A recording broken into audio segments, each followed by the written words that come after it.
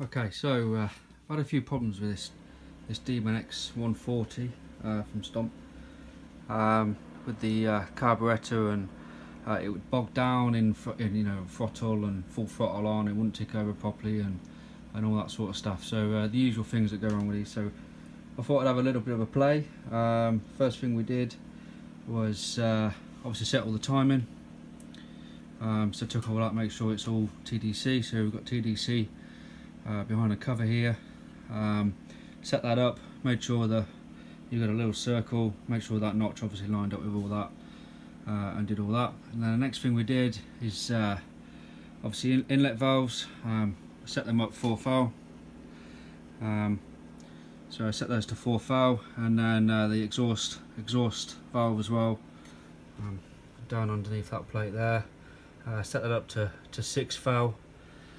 And then took to the carburettor. Obviously make sure checked all the fuel filter was all running in the right direction. Swapped the air filter out for just a crappy old K&N that we've got kicking around. And then took the carb off, give it a good clean, cleared all the jets, made sure all the jets and everything were all working correctly. But the main thing I did, obviously watched a few videos on this myself, but it changed the angle of the float, obviously where the float is inside.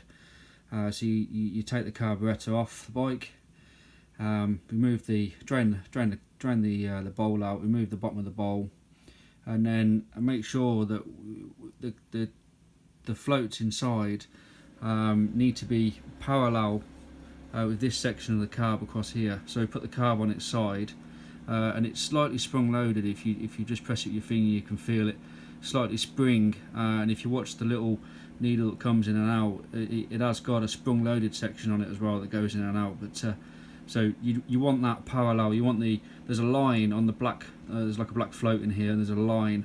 You want that running parallel really with this section of the carb. So we did all that as well, put it all back in. Another thing that I noticed on the bike as well was on the needle jet inside, there's a small round washer, and on this particular bike the needle was underneath that washer, so effectively it was not letting enough fuel through into the carb. So now taken that off and put that on. The little washer that's on the top of the needle is now sat on top of the washer plate. So the plate goes in first, then you put the needle jet through, and then the spring and everything obviously holds it all down in there correctly.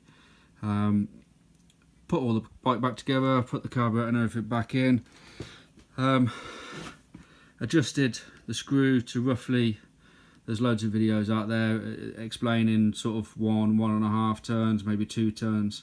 For this particular one, I've had a bit of a play with it, and it seems to be around about the 1 3/4 turns mark.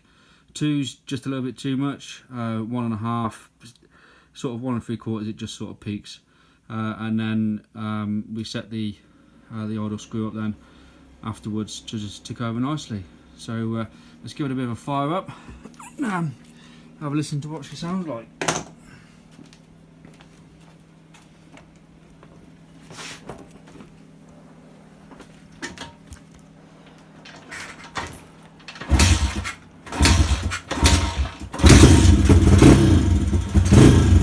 So before